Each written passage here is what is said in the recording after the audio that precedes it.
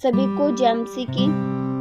प्रिय, क्षमा पाया हुआ व्यक्ति जिसने अपने पापों से क्षमा पाई है वह औरों को भी क्षमा करता है, क्योंकि वह जानता है जो मेरे बहुत पाप थे वह क्षमा हुए हैं, इसलिए मैं औरों को भी क्षमा करूंगा। परमेश्वर उन लोगों की प्रार्थना को कभी नहीं सुनते जो अपने हृदय में क्षमा न करने की भावना रखते हैं। क्षमा न करने का अर्थ है खुद को कड़वाहट और जलन की जेल की कोठरी में कैद करना, किसी और के अपराध के लिए हर दिन खुद को दंडित करना। अगर आप माफ नहीं कर पा रहे हैं तो प्रभु को पुकारिए और उसकी क्षमा को अपने माध्यम से प्रकट होने दें।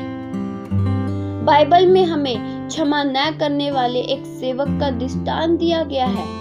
वचन बताता है, मत्ती 18 का 21 से लेकर 35 तक में ऐसा लिखा है। क्षमा न करने के बारे में प्रभु यीशु मसीह ने एक कहानी बताई। एक साहूकार का एक कर्जदार था जिस पे 10,000 तोड़ों का कर्ज था और वह कर्जदार कर्ज नहीं चुका पा रहा था।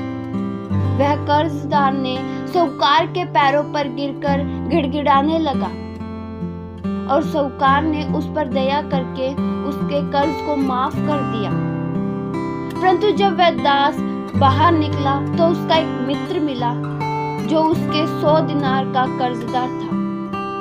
तो उस दास ने उस व्यक्ति को पकड़कर कहा, मेरे 100 दिनार मुझे दे दे। इस बात को सेठ के नौकरों ने देखा और जाकर साहूकार से कहा, आपने जिसका 10,000 तोड़ों को माफ कर दिया था वह तो अपने 100 दिनार के कर्जदार से लड़ रहा है।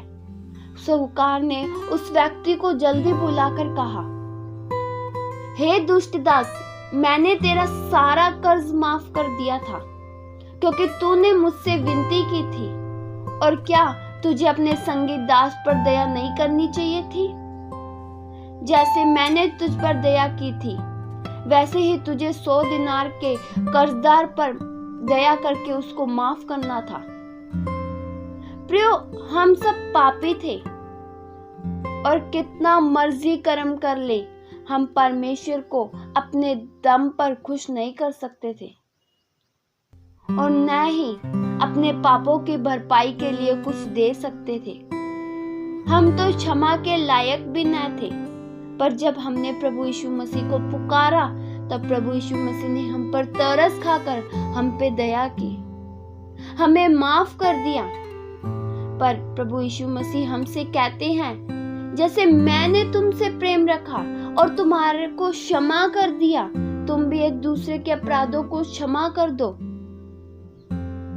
तो जिस व्यक्ति को यह पता होता है कि मैं क्षमा पाया हुआ हूँ वह औरों को भी क्षमा कर पाता है। वचन बताता है, यूहन्ना 15 का उसके 12वें वचन में लिखा है, मेरी आज्ञा यह है कि जैसे मैंने तुमसे प्रेम रखा वैसे ही तुम एक दूसरे से प्रेम रखो।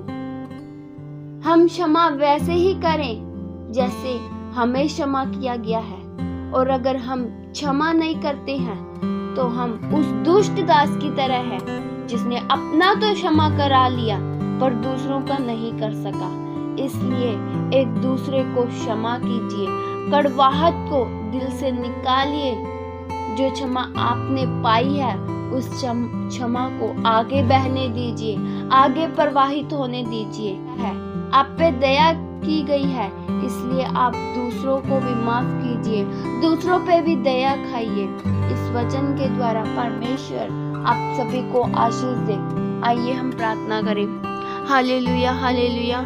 स्वर्गीय पिता परमेश्वर, आपका हम धन्यवाद करते हैं। आपके जैसा और कोई नहीं है। आपका नाम सब नामों से श्रेष्ठ है। आपके नाम में सामर्थ है। परमेश्वर, हमें ऐसा बनाइए, ऐसा मन दीजिए कि हम सबको माफ क्षमा कर सके, क्योंकि हमने क्षमा पाई है। किसी से भी कड़वाहट न रख सके, बल्कि सबसे प्रेम से पेश आ सके और एक दूसरे पर दया कर सके, एक दूसरे को माफ कर सके। ऐसा हमारे हृदय को बनाइए। ये प्रार्थना प्रभु यीशु मसीह के जीवित पवित्र नाम से मांगते हैं। सुनो और कबूल करो पिता। आमीन।